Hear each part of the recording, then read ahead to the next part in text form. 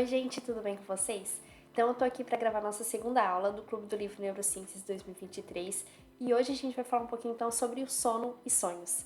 Só para contextualizar então, a gente começou esse clube lendo o livro do Matthew Walker, Porque Nós Dormimos, e agora a gente está na finaleira do nosso segundo livro do neurocientista brasileiro Siddhartha Ribeiro, O Oráculo da Noite, cujo principal foco desse livro então são os sonhos. E o que a gente vai abordar nessa aula? Então aqui eu trouxe alguns tópicos, então a gente vai começar falando do sono. Para que ele serve? Então a gente retoma um pouquinho do que a gente viu lá no primeiro livro. E os sonhos? Será que tem alguma função? Então aqui eu trago um pouquinho da visão do Siddhartha Ribeiro nesse livro, do Oráculo da Noite. A gente também vai abordar esses tópicos que são muito presentes quando a gente fala sobre o sono, que é o sono REM, não REM, sono paradoxal e sono de ondas lentas. Como é que esses termos se comunicam entre si? Será que eles são similares, distintos? Então a gente vai esclarecer um pouquinho sobre isso também. Também vou falar um pouco sobre eletroencefalograma e polissonografia. Também trazer algumas curiosidades para vocês, tá certo? Então, quais são as referências? No que eu me baseei para montar essa aula? Então, primeiramente, os dois livros que a gente terminou de ler, né? Eu também tive um breve estágio no LANEB, que é o Laboratório de Neurometria e Biofeedback, onde a gente fazia os EEGs, os famosos EEGs, que são os eletroencefalogramas. No que isso difere, né, já aproveitando o ensejo aqui, da polissonografia? O que é a polissonografia? É o próprio EEG, então você coloca eletrodos aqui no escalpo, só que também ele grava outras coisas, como atividade muscular e também ocular. Então, por isso que é poli, né, de vários registros. Então, na polissonografia, além do EEG, eu tenho a gravação da atividade muscular e também ocular. E além disso, também eu trago aqui alguns artigos que eu acho bem interessantes quando a gente estuda sobre o sono, ok? Então vamos lá? Então, primeiramente, quando a gente começa a falar sobre o sono, a primeira coisa que a gente tem que aprender é aquele basicão, né? Qual que é a diferença do REM para o não REM? O que significa essa sigla? Por mais curioso que pareça, na verdade, essa sigla ela não se refere a alguma atividade específica do encéfalo, mas sim a atividade dos olhos. Porque durante a fase REM, o que está acontecendo? O Rapid Eye Movement, que é o movimento rápido dos olhos, conforme está mostrando aqui nesse GIF, certo? Então essa é uma fase do sono. E a outra fase do sono é o não REM, que é o contrário do REM, é o não Rapid Eye Movement. Então aqui os olhos, né, estão paradinhos. Então uma coisa interessante de se fazer, né, se você dorme com alguma pessoa, algum parceiro, é dar uma olhadinha se você acordar antes, né, pro lado e ver se tá acontecendo esse movimento ocular, né? É bem interessante. Bom, dito isso, então, tendo bem claro, então, essas duas fases, e a gente também tem que entender uma coisa aqui que eu vou trazer melhor explicado mais adiante, mas já falando um pouquinho, é que não existe só um ciclo de REM, não é, por exemplo, começa com não REM, termina com REM, não é assim. Existem vários ciclos de não REM e REM ao longo de toda a noite, né? Esses ciclos, a quantidade varia entre os indivíduos, mas digamos entre 5 e 7 ciclos, tá? Bom, mas falando ainda coisas mais gerais, eu queria que vocês me respondessem, pensassem rápido e me falassem o seguinte: os sonhos, eles são exclusivos da fase REM? Sim ou não? Então, um mito que se fala muito é que o sonho só acontece na fase REM, mas na verdade não. O sonho, ele acontece tanto na fase REM quanto não REM, porém muda de qualidade, ou seja, durante o sono REM, esse sonho ele é mais vívido, certo? E aqui eu trouxe um artigo que fala, cujo título é justamente isso, né? Sonhando no sono não REM. Então é possível sim sonhar nessas duas fases. Então esse é um mito que a gente precisa começar quebrando ele, né? Claro que a qualidade não é a mesma do sonho, mas ele acontece nessas duas fases, certo? Outra perguntinha para vocês responderem rápido. O sono tem uma função? Na verdade, não. Ele tem múltiplas funções biológicas. E é muito interessante esse artigo porque ele traz a função do sono em diversos sistemas do nosso corpo. Então vocês podem depois explorar com calma essa figura E ele tá nesse artigo aqui, que também é do Matthew Walker, que se chama Sleep Essentialism. E é muito interessante o resumo desse livro. Eu vou ler para vocês porque é bem interessante mesmo. Ele fala o seguinte: que dormir é o mais idiota de todos os comportamentos. Porque quando você tá dormindo, você não pode procurar por comida, não pode comer, você não pode encontrar parceiro, não pode reproduzir, você não pode cuidar dos seus filhotes. Pior ainda, você está vulnerável à predação. Por qualquer um desses motivos, mas especialmente por todos eles como coletivo, é pensado que deve ter havido uma pressão evolutiva grande para bloquear o aparecimento desse comportamento de dormir ou qualquer coisa semelhante a isso. Mas o sonho emergiu, aconteceu e persistiu. Então, de fato, é pensado que se o sono não servisse para uma função absolutamente vital, então o sono seria o maior erro evolutivo do processo que o processo evolutivo já cometeu. Então, só por esse resumo a gente já consegue ter bem claro que o sono deve sim servir para uma gama de funções, né? Não só para uma função, mas para uma série de funções. Senão ele não teria persistido, certo? Bom, continuando. Durante muito tempo foi falado, as pessoas tinham isso em mente, talvez até hoje elas tenham isso em mente, e talvez por isso o sono seja tão negligenciado, porque se falava que o sono é um estado onde o cérebro está inativo. Mas o que acontece se a gente colocar eletrodos no nosso cérebro, especialmente durante a fase REM? Olhem só essa figura. Está ocorrendo uma atividade com uma intensidade tão alta quanto durante a vigília. Não é muito parecido esse registro de eletroencefalograma? Comparem aqui, né, a vigília com o sono REM. Então, o que se percebeu depois com os estudos é que o sono é ativo e que o cérebro processa informações com uma intensidade tão alta quanto durante a vigília. E aí vem um termo que é muito usado, que é o sono paradoxal. Tá? Esse termo, ele é sinônimo de sono REM. Então, quando eu falo de sono REM, é a mesma coisa que sono paradoxal. Por que existe esse termo, né? Novamente, olhando aqui pelo registro, a gente consegue entender. Porque ao mesmo tempo que o nosso cérebro está com uma intensidade muito intensa, assim como na vigília, a gente está num corpo imóvel, né? A gente perde a tonicidade dos nossos músculos. Então, por isso que é um paradoxo. Então, sono paradoxal é igual ao sono REM, certo? Uma outra questão que eu queria que vocês me respondessem rapidinho é: sono serve para lembrar ou para esquecer? Então é dito muitas vezes que o sono ele é muito importante para consolidar aquilo que a gente aprendeu. E de fato, se alguém perguntar para você assim, me dá um conselho para eu me lembrar melhor do que eu estudei, então um dos conselhos mais, digamos, fáceis de você fazer em prol do seu aprendizado é justamente dormir, porque durante o sono de fato ocorre a consolidação das memórias, tá? Só que o sono, ele não serve apenas para consolidar memórias, para lembrar, ele também serve para esquecer. E aí, esse é justamente o título de um artigo da Gina Paul, que é uma doutora que o Siddhartha também cita no livro, cujo título é Dormir é para Esquecer. Então, ela traz essa perspectiva que não é muito comentado às vezes. E esse fenômeno é o que o Siddhartha Ribeiro ele chama de entalhamento de memórias. Né? É como se você fosse construir uma escultura em barro. Então, por vezes você adiciona coisas, por vezes você tira outras coisas e assim você vai, digamos, moldando, entalhando aquela escultura, né? Então, lá na página 220, ele usa esse termo que acho que ilustra bem o papel do sono, tanto na consolidação quanto no esquecimento.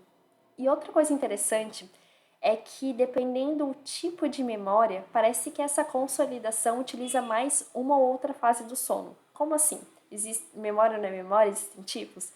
Sim, olha só. O que a gente entende por memória, geralmente é a memória declarativa. Por exemplo, você conta um episódio, né? Como é que você está contando o dia que o seu filho nasceu, como foi e tal. Isso é uma memória que a gente chama de declarativa. Eu preciso declarar através de palavras aquele episódio. Mas também existe um outro tipo de memória que é a memória procedural. de procedimentos. Então, para eu andar de bicicleta, eu tenho que ter aprendido e tenho que lembrar também, mas é uma memória motora, uma memória que ela demora muito mais para ser aprendida, mas também ela demora muito mais para ser esquecida. É claro que essas memórias que têm um alto teor emocional, elas também demoram mais para a gente esquecer. Geralmente são memórias que ficam mais impregnadas, digamos assim, né? Mas enfim. Então, dependendo do tipo de memória que eu tô falando, parece que uma outra fase é mais importante, certo? Então, vocês podem encontrar isso nos artigos científicos. E aqui eu trago para vocês, então, tô repetindo aqui o artigo que eu citei anteriormente da Gina Paul, porque eu achei muito interessante esse modelo de artigo. Não sei se vocês já conheciam, eu vim conhecer agora, que é o tipo de artigo é o Dual Perspectives, tá? Esse é do Journal of Neuroscience. Então, o que acontece? Um autor, ele escreve o artigo sob um ponto de vista, uma temática sob um ponto de vista, e o outro autor faz o contraponto, então coloca o ponto de vista contrário ou complementar. Então isso é muito interessante, porque você tem vários olhares ali, às vezes até opostos, sobre o mesmo tema. Então aqui a Susan Sara escreveu dormir para lembrar e a Gina Paul dormir é para esquecer. E aí, no final desse artigo, a Gina Paul vai lá e faz o seu comentário. E do mesmo modo ocorre com o artigo da Gina Paul. A Sarah vai lá e faz o comentário dela. Então, é bem interessante esse tipo de artigo, né? Que a gente consegue ver os diferentes pontos de vista sobre uma mesma temática. Falando um pouquinho das funções do sono, né? São muitas. E uma das que estão bem esclarecidas é a função de desintoxicação do cérebro. O que acontece? E que o Siddhartha explica bem no livro, né? É que durante o dia a gente vai acumulando subprodutos do metabolismo neuronal, que são produtos tóxicos. E é durante o sono que esses acúmulos eles vão sendo eliminados. E para exemplificar, eu trouxe justamente aqui a questão do Alzheimer. O que acontece durante o dia? Vai ocorrendo a acumulação desses peptídeos beta-amiloides, que são bastante característicos da doença de Alzheimer. Então, durante o sono, ocorre a remoção deles. Se você é privado de sono, parece que ocorre, então, o acúmulo deles. E é por isso que é muitas vezes falado que a privação de sono é um fator de risco para a doença de Alzheimer. Então, tá aí a explicação do porquê disso, né? Uma outra coisa que é bem interessante a gente perceber sobre esse nosso ciclo de vigília e sono é como que a gente está sincronizado com a rotação da Terra.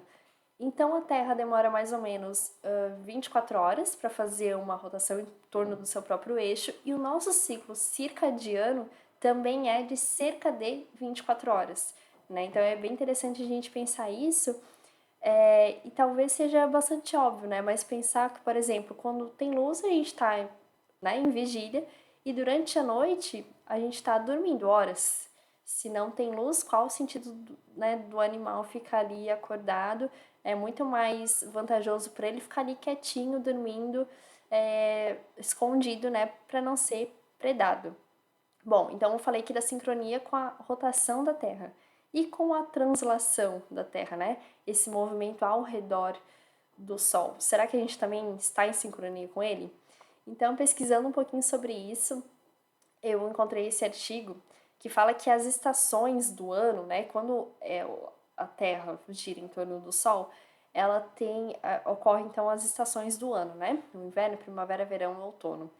E o nosso sono, a necessidade, parece que muda um pouquinho de acordo com as estações. O que eles encontraram? Foi um estudo que ocorreu numa população lá dos Estados Unidos, que as estações elas têm um efeito modesto, mas significativo sobre o sono, né? Então, no inverno, por exemplo, as pessoas tendem a dormir um pouco mais, né? A temperatura diminui, a luminosidade também diminui, né? Os dias são mais curtos. Claro, por que desse efeito modesto, né? Provavelmente porque hoje a gente controla muito mais o nosso ambiente, então a gente tem ar-condicionado, tem iluminação artificial, mas o que eu fico imaginando é que se a gente fosse voltar um pouquinho na história, a gente estava então muito mais conectado também com essa translação, né? O nosso corpo com esse movimento de translação da Terra. Mudança de cenário por motivos de acabou a bateria, mas vamos voltar. Pessoal, aqui eu queria que vocês relembrassem daquelas duas fases que a gente comentou, REM e não REM. Qual que era uma assinatura do sono REM? Bom, além da alta atividade cortical, assim como na vigília, durante o sono REM a gente perde o tônus muscular, então a gente entra em atonia muscular. Então, por exemplo, se você está dormindo sentado, você perde a tonicidade, então a sua cabeça cai, né? Porque você perde o tônus. E aí, os pesquisadores, eles tinham uma pergunta, que era: o que acontece se eu privar um animal especificamente do sono REM? E aí, para encontrar essa resposta, eles utilizaram justamente essa perca de tonicidade. Então, eles inventaram esse método do vaso invertido, que vocês podem verificar aqui na imagem. Como é que ele funciona? Quando o animal entra no sono REM, ele acaba caindo na água e despertando. Então, toda vez que entra em REM, cai na água, desperta. Assim, priva o animal especificamente do sono REM. Só que tem um segundo fator que esse método também faz, e aí que vem a crítica em cima dele. Porque é o seguinte, provavelmente o efeito que eu for ver desse método não está só relacionado com a perca do sono REM, mas também ao aumento do estresse. Imagina como não deve ser estressante você sempre quando acorda cai na água, se molha, aí volta, né, ali para cima. Então, você também tem um aumento de cortisol. Então fica a dúvida, né? Será que o efeito que eu vi, será que é devido à falta de sono REM ou é devido ao aumento do estresse, dos níveis de cortisol? Então esse método hoje tem muitas críticas. E é muito interessante pensar também nessa função da atonia muscular durante o sono REM. Durante o sono REM, a gente comentou que é onde acontecem os sonhos mais vívidos, certo?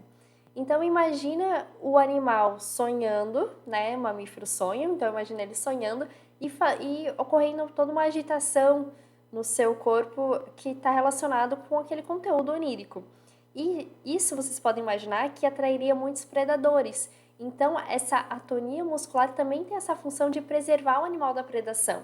Então lá na página 129 do Oráculo da Noite, o Siddhartha fala o seguinte: que o relaxamento corporal, quase completo durante o sono REM, permite que o sonho alcance um elevado grau de vividez, sem despertar o animal nem ocasionar comportamentos indesejáveis, capazes de atrair predadores. Então tem um porquê dessa atonia muscular, né? E é também interessante pensar o sono REM nos diferentes animais. Então aqui eu trouxe dois exemplos de mamíferos. Então, uma informação que o Matt Walker traz é que, por exemplo, macacos que dormem no alto de galhos, eles têm menos sono REM. Faz todo sentido. Se eu tenho muito sono REM, eu ficaria muito tempo com uma atonia muscular e é perigoso o animal, né, cair, se machucar, enfim. E aí, ele também traz uma visão evolutiva, que eu também achei bem interessante, que é o seguinte, eu vou ler para vocês, tá? Lá na página 91 do livro do Matthew Walker, que é assim: a mudança do sono na árvore para o sono no chão enxergou uma quantidade cada vez mais abundante de sono REM, relativo em comparação com os outros primatas. E dessa abundância emergiu um aumento abrupto da criatividade cognitiva, da inteligência emocional e, desse modo, da complexidade social. Então, por que ele fala dessa criatividade cognitiva? Porque é atribuído muito aos sonhos essa questão da criatividade, como a gente vai ver um pouquinho mais adiante, tá? E aqui eu trouxe também outro exemplo de um mamífero semiaquático, que é o lobo marinho. O que acontece com ele? Então, ora ele está em terra, ora ele está em mar, né? E aí, acontece uma mudança na quantidade de sono REM. Quando ele está em terra firme, ele tem o seu sono REM, mas quando ele entra no mar, praticamente zero, quase praticamente não tem sono REM. Isso também tem uma explicação lógica, porque olha só, como eu falei, ele é um mamífero. Se ele é mamífero, ele tem pulmões e ele precisa subir até a superfície para respirar, certo? Então ele não pode, ele tem que continuar nadando mesmo quando entra em sono, né? E ele tem que ir até a superfície, respirar e tal. Então não faz sentido ele ter muito sono REM na água, porque senão ele perderia a sua tonicidade e não conseguiria fazer essas funções. Então, seria esse o motivo. Então, essa mudança na quantidade de sono REM, dependendo se ele está em terra firme ou em água, né? Então, é bem interessante também essa parte. Agora eu queria que vocês pensassem rapidinho se o sonho teria alguma função. O Siddhartha explica que sonhar pode ser adaptativo. E aí ele cita um estudo que ele pode ser bem elucidativo quanto a isso, que é o seguinte. Nesse artigo de 2010, os participantes eles foram solicitados para percorrerem um labirinto virtual e era contabilizado o tempo que eles demoravam para correr esse labirinto, para percorrer, né? E aí, depois eles foram testados, depois de 5 horas, eles foram testados novamente e aí foi comparado se melhoraram no tempo ou não. Mas, durante essas 5 horas de intervalo, metade dos participantes permaneceram acordados e metade foram dormir. E aí, nos participantes que permaneceram acordados, não teve nenhuma diferença no tempo que eles levaram para percorrer o labirinto. Já nos participantes que dormiram, teve uma parcela que foi muito melhor, tá? E teve uma parcela que, de pessoas que também dormiram, mas que não tiveram nenhuma melhora também. O que tinha acontecido nesses participantes que tinham ido muito melhor? Eles tinham sonhado com o labirinto. Então, por isso que sonhar, nesse caso, foi adaptativo nesse contexto experimental. A gente vai explorar um pouquinho melhor nos próximos slides essa questão também do sonho ser adaptativo, né? Bom, e será que o enredo onírico, ou seja, aquilo com que a gente sonha, é aleatório ou não?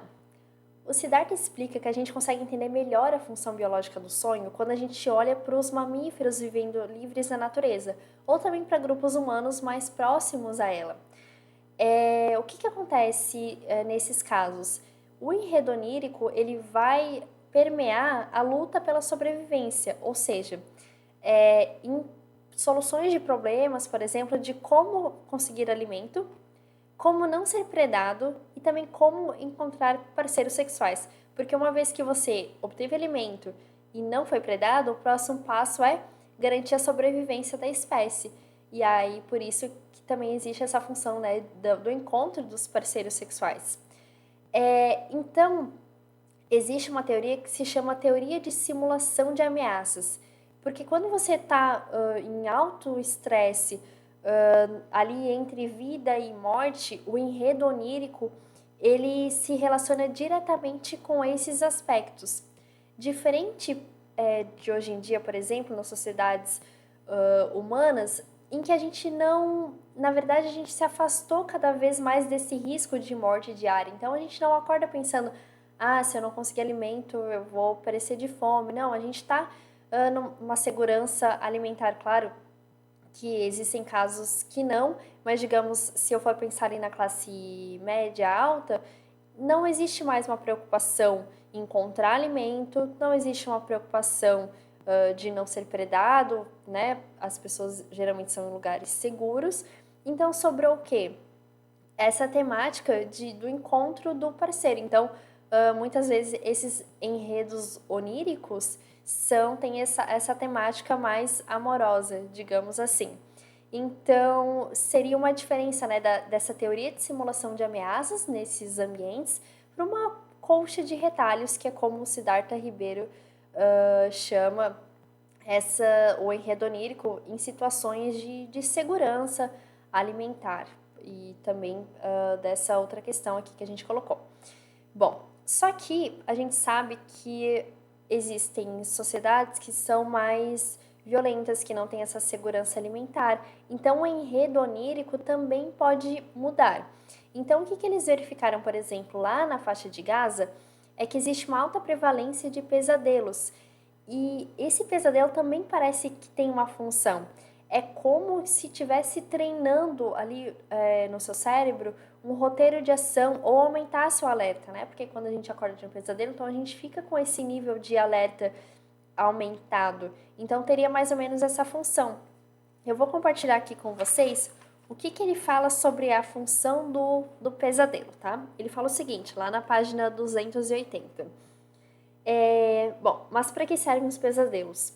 A simulação de comportamentos e imagens conjurada nos sonhos nos dá a possibilidade de experimentar sem risco de modo sustentado e sem despertar situações que seriam potencialmente danosas na vida real. Como a exploração do espaço de probabilidades é uma ferramenta inestimável para inibir comportamentos impulsivos dominados pela emoção. Então, o sonho e os pesadelos também, eles são espaços seguros para você simular situações sem ter as consequências daqueles comportamentos na vida real. Então, é um espaço de simulação também, certo? Que é esse segundo ponto que eu coloco aqui, né? O sonho como um ambiente de simulação para testar hipóteses. Por exemplo, eu quero testar um comportamento inovador. Então, isso pode ocorrer nos sonhos, que é um ambiente seguro para que isso acontecesse. A presença de pesadelos, eu trouxe aqui como uma curiosidade, ela também está muito aumentada no TEPT, que é o transtorno do estresse pós-traumático. Então, por exemplo, soldados que foram para a guerra do Vietnã, se não me engano, há 40 anos atrás, ainda hoje sofrem as consequências desse estresse pós-traumático e tem uma alta taxa de pesadelos. Então, o pesadelo ele pode refletir, sim, algo que aconteceu, que está acontecendo na vida daquela pessoa, né? E ele também coloca o sonho como um oráculo probabilístico. E aí, lá na página 300, ele explica por que ele chama o sonho, né, de oráculo probabilístico. Ele fala o seguinte, que diante da enorme quantidade de variáveis não controladas no nosso dia a dia, né, a simulação onírica frequentemente erra suas previsões. Então, o oráculo seria aquele que te diz como que será o seu futuro. E às vezes o oráculo dos sonhos, né, acaba errando a previsão. Mas, vez por outra, a simulação calha de coincidir com a realidade. E aí o sonhador constata que o oráculo de fato pode, sob certas condições, fazer predições corretas.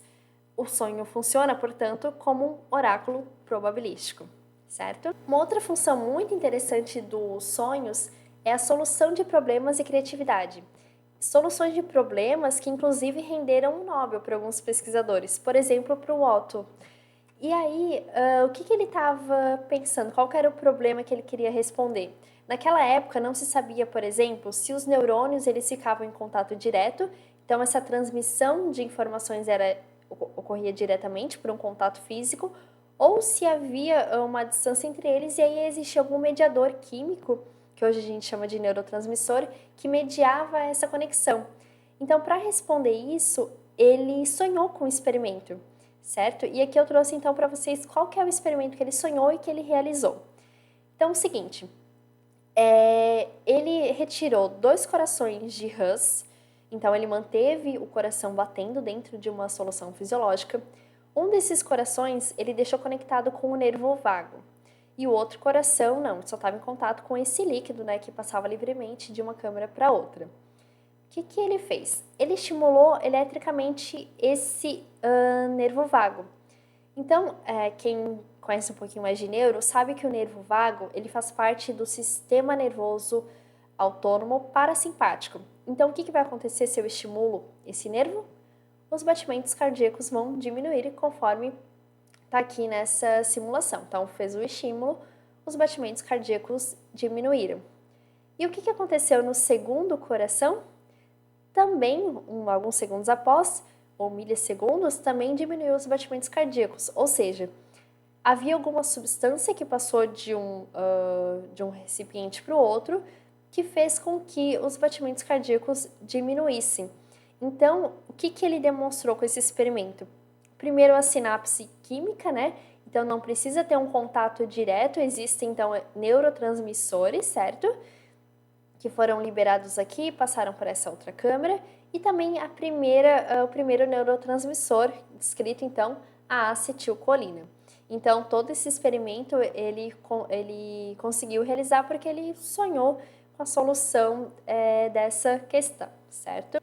Outros 2 exemplos muito famosos é a solução de um problema para a estrutura do benzeno. Então, foi descoberto o anel benzênico a princípio a partir de um sonho. E também da canção Yesterday, do Paul McCartney, dos Beatles, certo? Então, como que aconteceu aqui nesse primeiro caso?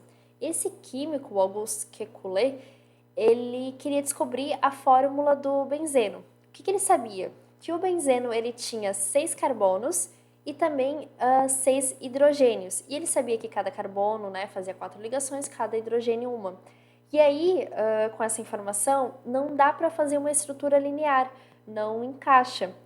Então ele queria saber qual será que é a forma estrutural dessa molécula.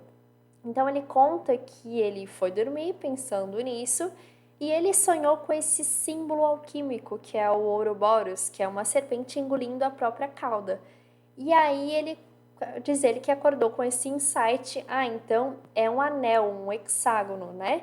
E aí assim descobriu então esses anéis benzênicos, essa fórmula hexagonal.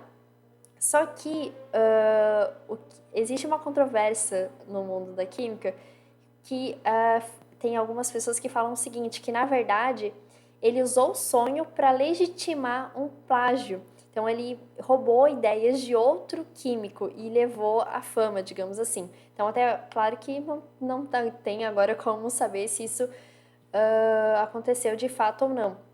E também, durante toda a história, até o Siddhartha ele comenta bastante isso no livro e traz vários exemplos que sonhos foram muito utilizados como instrumentos políticos, então para legitimar alguma ação e as pessoas né, acreditam muito nas mensagens que vêm através de sonhos e acabam aceitando muitas coisas, né? Então, durante a história teve muitos exemplos assim. Um exemplo talvez um pouco contrário disso é dessa questão do Paul McCartney, que ele falou que ele acordou com essa melodia na cabeça. Só que ele teve uma dificuldade assim de afirmar a sua autoria sobre aquilo. Então ele ficou por um mês, né, visitando outros compositores, produtores, para ver se na verdade essa música já não existia e ele achava que era dele. Depois de um mês que ele ficou pesquisando isso, então finalmente ele conseguiu afirmar a sua autoria. Então, uma história um pouco contrária, né, do que aconteceu com Auguste Kekulé, se essa história de plágio for verdadeira mesmo, certo? Então, nesse momento, indo para a finaleira da nossa aula, eu quero explorar um pouquinho mais, detalhar um pouquinho mais o sono REM e não REM, e as subfases do sono não REM, né? O que está acontecendo no eletroencefalograma, então é isso que a gente vai ver um pouquinho agora. Então, como eu falei lá no início, o sono REM e não REM, ele ocorre em ciclos, né? Então aqui eu tô mostrando para vocês vários ciclos de sono REM e não REM. Então o REM, ele tá aqui mais em cima. Percebam que o sono REM, o tempo que ele dura vai aumentando conforme o passar da noite. E geralmente a gente desperta depois que a gente passou pelo sono REM. Então a gente tem sono REM e desperta. Então ele acontece nessa transição do sono vigília. E o sono não REM, ele pode ser dividido em N1, N2 e N3. Alguns também colocam N4, aí depende da literatura que vocês vão olhar, tá? Então, esse ciclo N1, N2, N3, REM, ele vai acontecendo várias vezes durante a noite e cada ciclo dura cerca de 90 minutos. Mas dependendo do ciclo que a gente está olhando, esse tempo pode variar, certo? Bom, aqui eu trouxe para vocês para explicar um pouquinho melhor como que funciona um eletroencefalograma. O que a gente está vendo ali, né? Então, o eletroencefalograma faz parte da polissonografia, como eu comentei lá no início. O que acontece aqui? A gente coloca esses eletrodos, né, no escalpo, ou seja, no couro cabeludo do indivíduo, e a gente vê ondas semelhantes a essas. Então, eu vou retomar um pouquinho para a gente entender alguns aspectos dessa onda que vão ser fundamentais para a gente entender o que difere uma onda teta de uma onda gama, delta, tá? Então, se vocês se lembrarem lá do ensino médio, tem as propriedades das ondas, certo? Uma das propriedades aqui é a amplitude, certo? Então, seria esse aspecto aqui. Outra propriedade seria esse comprimento de onda. Então, quanto menor esse comprimento de onda, vocês estão vendo aqui? Tem um grande comprimento de onda e aqui um menorzinho. Então, quanto menor esse comprimento de onda, mais ondas por segundo ocorrem. Então, maior é a frequência. E o que difere uma onda que, né, o Siddhartha cita muito, por exemplo, a onda teta. Então, o que difere uma onda teta, gama, alfa é justamente o quê? Qual propriedade dessa que muda? A frequência. Então, a frequência muda. Então, aqui eu tenho um exemplo de uma onda de baixa frequência. Então, eu tenho poucos ciclos por segundo. E aqui é uma onda de alta frequência. Então, eu tenho vários ciclos por segundo. Esses ciclos por segundo, eles têm uma unidade que se chama Hertz. Então, 1 Hertz significa uma onda por segundo. 2 Hertz, duas, né? Então, aqui, baixa frequência, alta frequência. Ficou claro, gente? Qualquer dúvida, vocês podem me enviar também. Bom, e é essa frequência, então, que muda de um tipo de onda para outro. Então, por exemplo, a onda beta, eu tenho aqui uma alta frequência, certo? Comparado com a onda delta. Já conseguiram de cara verificar isso, certo? E aqui eu coloquei para vocês os hertz de cada tipo de onda. Então, a onda alfa, que é, por exemplo, típica de quando a gente está acordado com os olhos fechados. Então, tem muito dessa onda alfa, tá? Então, ela vai de 8 a 12 Hz. Quando eu olho para a onda teta, é um pouquinho menos, né? Ela é um pouquinho maior, vai de 4 a 8 Hz. A delta, ela é típica do sono de ondas lentas. E aqui a gente já entende por que se chama sono de ondas lentas, né? Porque a frequência é muito baixa.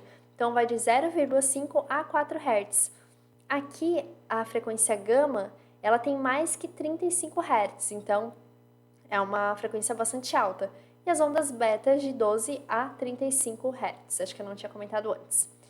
Enfim, o que eu queria apontar para vocês é que cada tipo de onda dessa, o que isso representa, né? A atividade dos nossos neurônios do córtex cerebral. Então, a gente está com o eletrodo aqui, né? Vai captar mais essa atividade elétrica dos neurônios que estão no córtex, que estão na casca do nosso cérebro, certo? O que acontece? Geralmente, quando eu tenho neurônios que estão disparando juntos, sincronizados, essas ondas aumentam. Então, aqui eu tenho maior sincronia desses neurônios. Quando eles estão desincronizados, então acontece tipo a onda beta, alfa, gama, essas de maior frequência, ok? Então, olha só que interessante, gente. Quando eu estou acordada, com meus olhos fechados e não pensando em nada, acontece uma prevalência desse ritmo alfa, tá? E aí, quando eu vou dormir, por mais que eu esteja ainda de olhos fechados, mesmo assim, as ondas alfas, elas vão desaparecendo e vão dando lugar a outros tipos de onda. Então, no primeiro estágio, que é essa transição sono-vigília, acontece uma prevalência desse ritmo teta. Então, ele é bem característico do estágio 1 do sono não REM, certo? Quando eu vou para o segundo estágio do sono, tem duas características bem marcantes aqui. O primeiro é o fuso do sono, que são essas ondas com uma frequência maior, assim, que assinala muito uma conversa que existe ali entre o tálamo e o córtex, e esses complexos K, que são, então, ondas mais lentas, só que isoladas. Então, isso aqui é bem característico desse estágio N2. Quando eu vou para o estágio N3, isso aqui é o sono, o famoso sono de ondas lentas, o sono mais profundo, né? Então, ocorre esse ritmo delta, então tem uma frequência mais lenta, certo? E aqui ele subdividiu, então tem gente que fala que aqui é o N3, aqui seria o N4, tem gente que chama tudo de N3. Mas então é característico desse ritmo delta. E aqui a amplitude, lembra da amplitude? A amplitude aumenta, tá?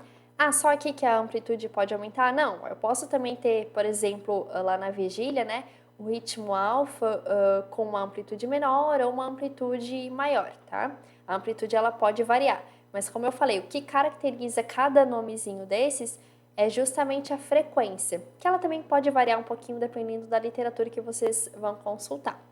Então, isso aqui, o estágio N3 do sono não REM, que é o sono de ondas lentas, ok? Bom, e aí finalmente eu tenho o sono REM, que tem uma prevalência dos ritmos beta e também gama. Então, que se a gente colocar aqui do ladinho, é até parecido com a vigília. Então, por isso que ele é chamado, então, de sono, como eu comentei lá no começo, sono paradoxal. Por mais que a atividade elétrica esteja muito grande, eu tô numa atonia muscular, como a gente comentou. Outra coisa interessante da polissonografia, então, isso que a gente consegue ver com a polissonografia, né? É que a gente também consegue observar condições neurológicas. Por exemplo, tem uma grande correlação entre a diminuição desses fusos do sono e a esquizofrenia. Então, existe essa correlação. Então, você pode achar algumas coisas clínicas com base nesse tipo de exame, tá? E aqui o que eu já tinha falado para vocês, né? Então, sono não REM é diferente de sono de ondas lentas. É só a parte N3 desse não REM que se refere ao sono de ondas lentas. Certo, gente? Essa seria a parte mais dificinha, assim, digamos, mas espero que tenha ficado esclarecido. Qualquer coisa é só contatar. Bom, e para finalizar, eu trouxe aqui a questão dos neurotransmissores, porque durante o sono REM existe uma ausência quase que completa de noradrenalina e serotonina. Vocês sabiam disso? Então, essa informação ela é trazida tanto no livro do Matthew Walker quanto no do Siddhartha. E eu achei interessante que quando eu estava lendo esse artigo, a Dina Paul ela fala que esquecer só é possível porque durante essa fase REM não existe norepinefrina. Então é isso que dá a possibilidade da gente esquecer muitas das coisas. Então percebam que muita coisa acontece somente no sono. E por isso que ele é um estado tão importante. Tem coisas que a gente só consegue dormindo. Então eu espero que vocês tenham gostado da aula e tenham aprendido um pouquinho mais e tenham também visto a importância que é cuidar do nosso sono. Então era isso que eu tinha preparado para vocês, gente. Até uma próxima. Tchau, tchau.